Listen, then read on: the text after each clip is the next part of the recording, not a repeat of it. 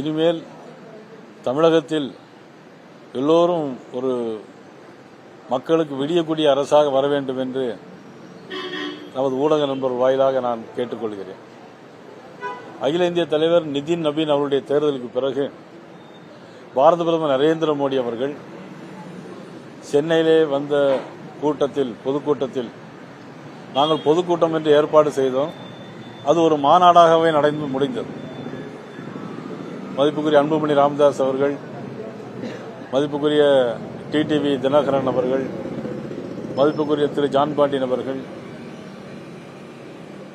மதிப்புக்குரிய தமிழ் மாநில காங்கிரசுடைய தலைவர் ஐயா ஜி.கே. வாசன் அவர்கள், நீதி கட்சியுடைய தலைவர் மதிப்புக்குரிய அண்ணன் ஏ.சி. சண்முகம் அவர்கள், ஐக்கிய ஜனநாயக கட்சியினுடைய தலைவர் பாரிவேந்தர் அவர்கள், உழவர் உழைப்பாளர் கட்சியினுடைய தலைவர் அண்ணன் செல்லமுத்து அவர்கள், பூவை ஜெகன்மூர்த்தி அவர்கள் மற்றும் தோழமை கட்சிகள், இன்னும் அமைப்பு ரீதியாக இருக்கிற நிறைய கட்சிகள், கொங்கு நாட்டு கட்சி, பெஸ் ராமசாமி அவருடைய தலைமையில் இருக்கக்கூடிய கொங்கு நாட்டு கட்சி, இப்படியாக ஒரு 5 லட்சம் பேருக்கு மேலாக சென்னை மதுராந்தகத்தில் மிக பிரம்மாண்டமான முறையில் இதுவரையிலும் எந்த அரசியல் கட்சிகளும் இல்லாத அளவிற்கு மிகப்பெரிய மைல்கள் கணக்காக கார்களும் பஸ்களும் வேன்களும் நின்ற காட்சி இன்னைக்கு தமிழக மக்கள் மத்தியில் மிகப்பெரிய ஒரு எதிர்பார்ப்பை இன்னைக்கு எதிர்நோக்கி கொண்டிருக்கிறது.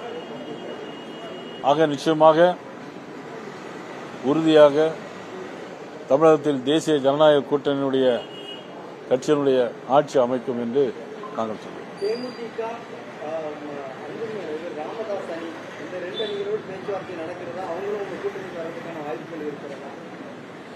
அது பற்றி நான் இப்ப எந்த கருத்தும் சொல்ல முடியாது.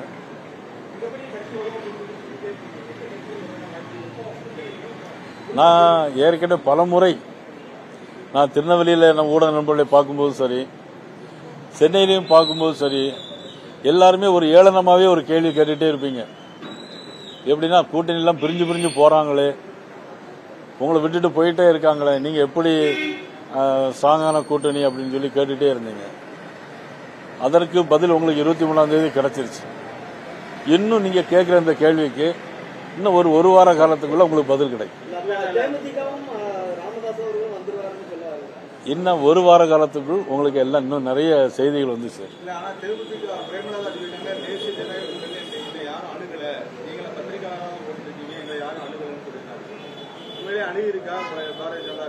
இல்ல, அது பற்றி நான் இப்ப எந்த கருத்தும் இப்ப உடனே சொல்ல முடியாது.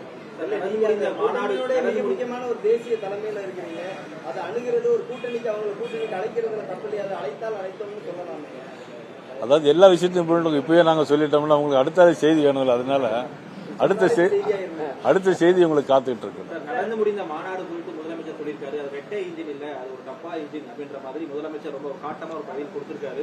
அதை எப்படி பாக்குறீங்க? தேர்தல் வந்தா மட்டும்தான் மோடி வந்து தமிழ்நாட்டில் பார்க்க முடியுன்ற மாதிரி எக்ஸ்பர்ட்ஸ் எல்லாம் பதிவு பாரத பிரதமர் நரேந்திர மோடி, அதாவது இந்த 5 வருஷத்துல முழுக்க பொய்யான தகவல்களை தரதுல தான் நம்மளுடைய முதலமைச்சர். நீட்டு தேர்வு வரும்னாங்க, நீட்டு தேர்வு வரவே இல்லை. அவங்களுக்கு தெரியும் வராதுன்னு தெரியும், கொண்டு வர முடியாதுன்னு தெரியும் நீட்டு தேர்வை ரத்து பண்றதுக்கு. ஆனா அவங்களுடைய காங்கிரஸ் கட்சி திமுக மத்தியில் அரசியல் இருக்கும்போது தான் அதை கொண்டு வந்தாங்க. நீ பாத்தீங்கன்னா சொத்து வரி கூட்ட மாட்டோம்னு சொன்னாங்க, 300 மடங்கு சொத்து வரி கூடியிருக்கு. மின்சார கட்டணத்தை கூட்ட மாட்டோம்னு சொன்னாங்க, 300 மடங்கு மின்சார கட்டணம் கூடியிருக்கு. ஆண்டுதோறும் மின்சார கட்டணம் வரி வந்து கூட்டிகிட்டே இருக்கிறாங்க. இன்னைக்கு அது தாங்க முடியாத சுமை. பால் விலை கூட்டிகிட்டே இருக்கு. இவங்க மாதம் 1000 ரூபாய் கொடுக்கறாங்க, அது மட்டும்தானே தவிர மக்களுக்கு அதிகமான நிதி சுமை. பொங்கலுக்கு இப்ப 3000 ரூபாய் கொடுத்திருக்காங்க, போன வருஷம் பொங்கலுக்கு கொடுக்கல, அதுக்கு முந்தின வருஷம் பொங்கலுக்கு கொடுக்கல, இப்ப மட்டும் 3000 ரூபாய் கொடுத்திருக்காங்க. ஏன் கொடுத்தாங்க? தேர்தல் வருது அதனால கொடுத்தாங்க. ஓல்டு பயம் தானே, பயம், நடுக்கம், பயம் இல்ல நடுக்கம். அது மட்டும் இல்ல, ஓல்டு பென்ஷன் அநேகமா நீங்க எல்லாருமே படிச்சவங்க தான், உங்களுக்கு எல்லாருக்குமே நல்ல விவரம் தெரியும், நல்ல கேள்வி தெரியுது ஆல்வினுக்கு. ஆனா ஓல்டு பென்ஷன் கொஞ்சம் மனசாட்சியோட சொல்லணும். நான் வந்து ஊடக நண்பர்களுக்கு நான் வந்து கொஞ்சம் மனசாட்சியோட எல்லாரும் பார்க்கணும்.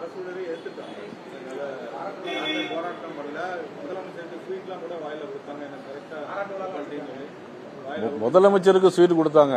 முதலமைச்சர் அவங்களுக்கு வாயில என்ன கொடுத்தாரு? ஒரே நிமிஷம்.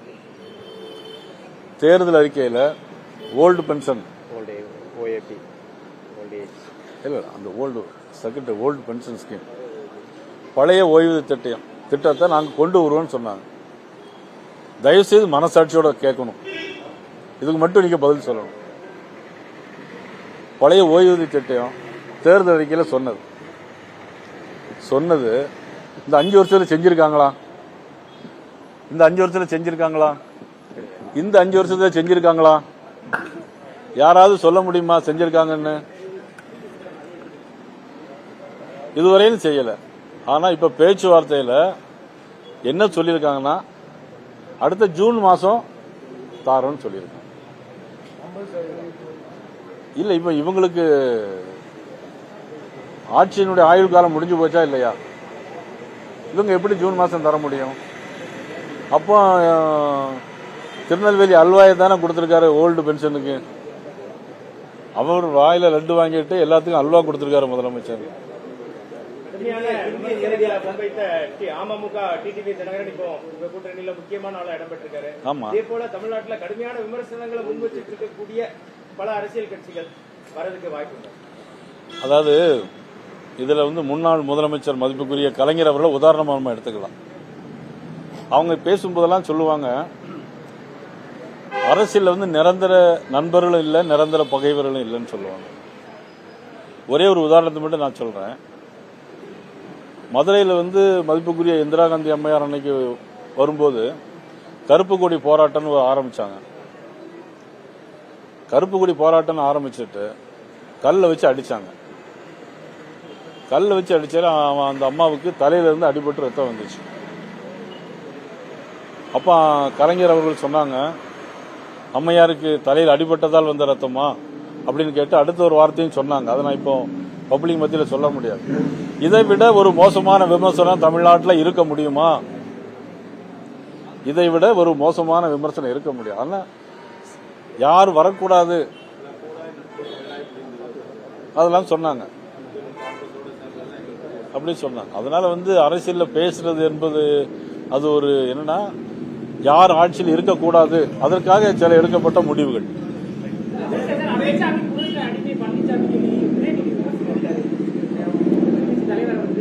யாருங்க?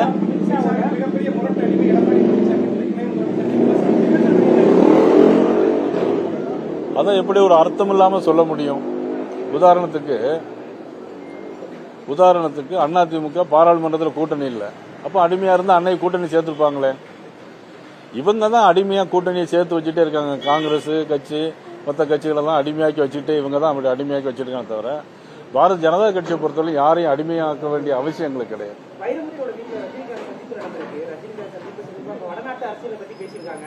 பேசும்போது வடநாட்டு அரசியல் திருப்பம் ஏற்படும் போது ரஜினிகாந்த் நிமிர்ந்து அதை கவனிச்சாராம். முக்கியமா ஏதோ பெரிய திருப்பம் ஏற்படும் போதுன்னு டிஸ்கஸ் பண்ணியிருக்காங்க. அதை பத்தி தன்னோட பக்கத்துல போட்டிருக்காரு வைரமுத்து. அதை பத்தி உங்களுக்கு வடநாட்டு அரசியல பெரும் திருப்பம் ஏற்படும் போது என்ன திருப்பம் ஏற்பட போகுது? அதாவது இதை ரஜினிகாந்த் சொல்லியிருந்தா நான் உங்களுக்கு பதில் சொல்லுவேன். வைரமுத்து அவர் போட்டிருக்கிறது பொய் கவிதையா இருக்கும். அது தமிழ்நாட்டுக்குள்ள கொண்டு வர முடியல அப்படின்றாங்க. மும்மொழி கல்விக் கொள்கை என்ற முறை மத்திய அரசு உள்ள திணிச்சிட்டு இருக்கின்ற மாதிரி நேற்று முதலமைச்சர் எக்ஸலன்ட்ல பதிவு பண்ணியிருக்காங்க. இதுவரையிலும் கிடையாது. பிரைம் மினிஸ்டர் எங்க போனாலும் தமிழை பத்தி தான் பேசிட்டு இருக்காங்க. திருக்குறளை 23 மொழியில மொழிபெயர்த்திருக்கிறாங்க. ஐநா சபைக்கு போனாலும் சரி, எங்க போனாலும் சரி, யாதும் ஊரே யாவரும் கேளியர்னு சொல்லிட்டு இருக்கிறாங்க. நீங்க பனாரஸ் பல்கலைக்கழகத்தில் தமிழுக்கு ஒரு இருக்கையை கொடுத்திருக்காங்க. உத்தரப்பிரதேச மாநிலத்தில் இன்னைக்கு பல தமிழ் பள்ளிக்கூடங்கள் பல பேருக்கு படிக்கிறதுக்கு ஏற்பாடு செய்து கொடுத்திருக்காங்க. இதை விட உங்களுக்கு வேற என்ன செய்ய முடியும்? விஜய் நேற்று தனக்கான ஒரு அழுத்தம் இருப்பதாக தெரிவிச்சிட்டார். குறிப்பாக அவர் ஜனநாயக படம் கடந்த 9ஆம் தேதி திரையிடப்படும், இன்னும் திரையிடப்படல. குறிப்பாக நேற்று ஒரு தெளிவான ஒரு அறிவிப்பு சொல்லியிருக்காரு. நம்ம தனியாக அமைக்கலாம் தயாரா இருக்கிற மாதிரி எதுவும் விஜயோட பேச்சுவார்த்தை எதுவும் பாரதிய ஜனதா கட்சி போவதா இல்ல ஜனநாயகம் திரைப்படம் தொடர்பாக இன்னும் சர்ச்சை வந்துட்டு முழுக்க காரணம் பிஜேபின்னு ஒரு தோற்றத்தை விட்டு கொடுத்தாங்க. எப்படி பாக்குறீங்க? அதாவது இது இந்த திமுக எதிர்கட்சி எல்லாம் சொல்லக்கூடியது. வருமான வரித்துறை, தேர்தல் ஆணையம், அப்புறம் என்ஃபோர்ஸ்மெண்ட் டைரக்டரேட்டு, இடி, இதெல்லாம் ஒரு தனி அமைப்பு. இன்னைக்கு பார்த்தீங்கன்னா அவருக்கு விசில் சின்னம் கொடுத்துருக்காங்க. அப்போ எப்படி நாங்கள் ஆதரவோடு இருக்கும்போது கொடுத்தோமா? ஏதோ ஒரு நல்ல ஒரு தேர்தல் அதிகாரத்தினால வந்தது. இதே மாதிரி தான் எல்லாம். அது இண்டிபெண்டன்ட் பாடி. அதாவது தேர்தல் ஆணையம் வந்து இண்டிபெண்டன்ட் பாடி, இடி இண்டிபெண்டன்ட் பாடி. அதில் வந்து எல்லாரும் நேர்மையாக தான் இருப்பாங்க. அதில் ஏதாவது குறைகள் இருந்தால் அது அவங்கள்ட்ட தான் கேட்கணும் தவிர பிஜேபிக்கு அதுக்கும் எந்த விதமான நேற்றைய தினம் அவர் பேசும்போது மிக முக்கியமான ஒரு கருத்தை சொல்லியிருக்கிறார். அதிக முறை ஊழல் செய்து நேரடியாக பாஜகவிடம் அதிமுக அடிமையா இருக்கு, மறைமுகமாக திமுகவும் வந்து ஒரு அடிமையா இருக்கு அப்படின்னு ஒரு விமர்சனத்தை நேரடியா வச்சிருக்கிறாரு. அதற்கு அதிமுகவும் நேற்றைய தினமே எதிர்வினையாச்சிருக்கு. கூட்டணிக்கு வராததுனால இந்த எதிர்வினைகள் பரிமாற்றம் நடைபெறதான் நினைக்கிறீங்க? அப்படி ஒன்றும் கிடையாது. அதாவது எங்களை பொறுத்த மட்டும் யாரையும் அடிமையாக்கி வைக்கக்கூடிய கட்சி பாரதிய ஜனதா கட்சி இல்லை. இங்க எல்லாருமே சுதந்திரமா இருக்கலாம்.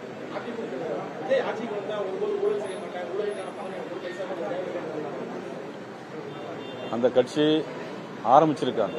நான் பலமுறை சொல்லியிருக்கேன். இன்னொரு கவுன்சிலர் கூட ஆகல, ஒரு 2 எம்எல்ஏ கூட இல்ல. எத்தனை பேர் மாவட்ட செயலாளர்னு யாருக்கும் தெரியாது, அவருக்குமே தெரியாது. எத்தனை பேர் மாவட்ட செயலாளர் இருக்காங்கன்னு அவருக்கு தெரியாது. சரியா? எத்தனை பேர் போட்டி போடுவாங்கன்னு தெரியாது. எத்தனை பேர் அது நம்ம ஒன்றும் செய்ய முடியாது. அவர் போட்டியிடட்டும், அதுக்கு நம்ம ஒன்றும் செய்ய முடியாது. அவர் போட்டியிட பத்தி நமக்கு ஒன்றும் ஆட்சேபனை இல்லை. பிஜேபி அவரோட பேச்சுவார்த்தை நடைபெறுகிறதா? நீ கூடுதலா இப்ப இதுவரை இது அலைன்ஸ் பாரத பிரதமர் தலைமையில ஒரு அலைன்ஸ் பண்ணிட்டீங்க. நம்ம அடுத்த கட்டமா தேர்தல் ஒரு வாரம் தெரியும். இது எப்படி விஜயோட நிலைமை எப்படி? இல்ல ஒரு அழுத்தம் கொடுத்து அவரை பிஜேபி இழுக்கிற மாதிரி பண்ணிட்டு இருக்க மாதிரி சொல்றாங்க அப்படின்னு. நான் இதுவரை அழுத்தம் கொடுக்க வேண்டிய அவசியம் கிடையாது. அது அவர் எதை நினைச்சு அழுத்தம்னு சொல்றாருன்னு தெரியல. திமுக ஆட்சியை விட்டு அகற்ற வேண்டும் சொல்லக்கூடிய கட்சிகளை ஒரு முறை என்னுடைய விருப்பம் அது. திமுக தீய சக்தி, அதிமுக ஊழல் சக்தி, பாஜக பத்தி விஜய் உரிமை அவரும் இப்பதானே சொல்லியிருக்காரு அடிமையாக்கல கட்சின்னு சொன்னாரு. அதிமுகவை தான் சொல்லி எதிர்வினையாற்றிருக்காங்க, பாஜகவை எதுவுமே சொல்லல. திமுக தீய சக்தி, அதிமுக ஊழல் சக்தினாரு, பாஜக பத்தி எதுவும் சொல்லல. இங்க வந்து ஊழல் கிடையாது, இது தீய சக்தி கிடையாது, அதனால அவர் சொல்லல. முதலமைச்சர் விஜய் வந்து விருப்பப்படுறீங்களா? நீங்க ஒரு முறைக்கு திமுக இருக்கக்கூடிய அனைத்து ஒரு முறைக்கு வரணும்ன்றீங்க, கூட்டணி வரணும்னு விருப்பப்படுறீங்களா? கூட்டணிக்கான பட்சப்படி இல்ல, முதலமைச்சர் முக்கியமான கருத்து